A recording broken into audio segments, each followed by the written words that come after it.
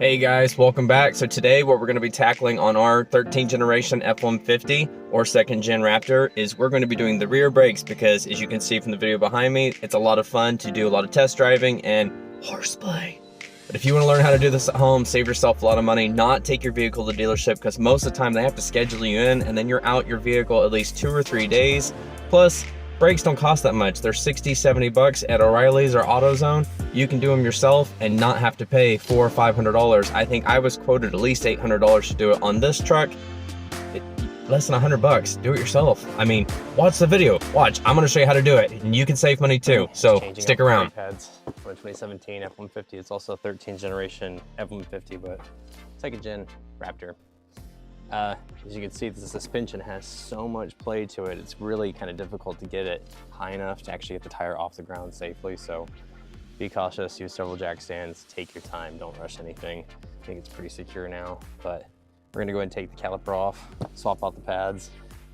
In an ideal world, you're supposed to turn your rotors, but I'm gonna check the outage on them.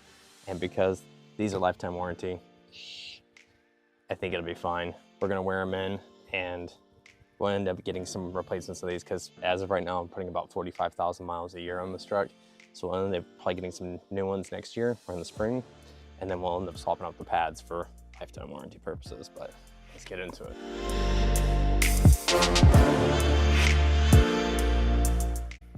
All right, got our S hook in here, got it ready for if and when we need it to hang the caliper. Set that one aside. I do believe this is 13 or 14. Looks like 13. These are just for the slide pins. So these two 13mm bolts will allow it to come free. Once it's free, then we will be able to remove the caliper and swap out the pads. They're not under a ton of torque. It's only like 25 foot-pounds roughly. Set those aside. So now the caliper should slide straight off. There we go. It's very important not to let this hose dangle at all, because if it does, it'll pinch the internals, rendering it useless. You need to change it out at that point. That's why these S hooks are so amazing. Keeps it at the right level, holds it sturdy and strong. So now we can take off our pads. Ew, that one has seen some better days. Doesn't look too bad on the surface. It's the gunk that's building up, and then the behind factor. That thing's beat, but it's getting pretty close. See the thinness there is getting pretty close to being done. So that one about the same thing. It's really not too far gone, but it's definitely worn. And it does say FOMOCO on it, so they appear to be at least original replacements. Who knows if they're the actual originals at 194,000? I doubt it, but who knows? You need a flathead for those. Comes with the new slide guides with the new brake pads. So make sure to change these out, just because they can get grooves built up on them, and then your new pads will wear funny because they're basically in a new foot and an old shoe. So that can be asbestos. You do not want to be breathing that. So on the face of your rotor will be the measurements right here. It says minimum thickness 23mm. So take that and gauge it out here. Make sure you get as accurate reading as possible. I know I'm doing this one-handed, it's a little bit harder. You can see there we have 20mm, and then we'll pull it back. Looks like it's at 25, just over 25, almost 26 roughly. So we're still good. As far as scoring or anything like that, it seems pretty clean. So that's what I'm saying. I don't feel like it's as big a deal. Somebody sound off in the comments down below of skipping the turning of these. Except I plan on putting a lot of miles on this truck, so I don't see the point in spending $35 in turning these when next year I'm gonna have to buy new ones that are $90 a piece that are brand new. That's just me. Now, if it had a real bad score, I'd argue differently, but that's my stance. Like I said, if you agree differently or if you're a mechanic, sound off in the comments down below. I wanna hear. Let's open up your new slide guides here. These are fancy, they got little grips on them. These are very tight fit. There we go. Just take your time, no rush. Double check it and everything. Just seat it all the way across. Takes a little bit getting on there. Once it's on, big deal. So it's very much, it's like a lip. You're gonna have to hook it and then fold it on, if that makes sense. Make sure the right orientation. There we go. That's easier. They are on. We do is really make sure not to get any grease on the rotor itself, but the slide pins you can get just a small dab.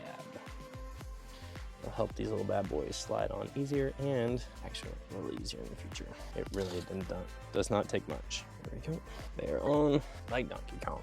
I've been wanting to use this for a while. This is pretty cool. So pretty certain this is not going to slide back on because the caliper has extended out. Yep. That's what they sell this. That's what they sell this tool for. Look at that. Oh my God, that's so much easier. One-handed action. Man, that makes life so much easier. That right there is an amazing tool. Forget the brand even, but man, that's seriously, I think these are about 50 bucks at O'Reilly's. Worth it. Worth every penny, especially if you're gonna do a lot of brakes. A bit of Loctite. And I'm gonna set this to, I think, 35 pounds. I'm not sure if that's the correct number or not, but it seems pretty close to about the strength it took to take that off. So, like it's a happy medium. Let me check. No click, but I felt it. I feel it. Pretty good. All right, so we're gonna get the tire back on, reassemble everything, take it for a test drive.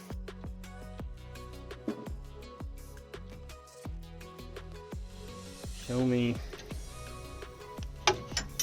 a cooler tool you've not ever needed in your entire life.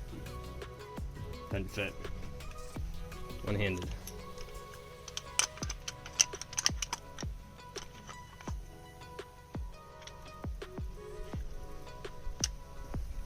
Switch hands so you can see.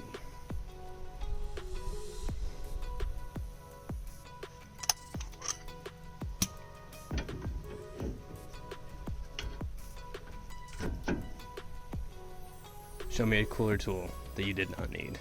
Thank you, O'Reilly's.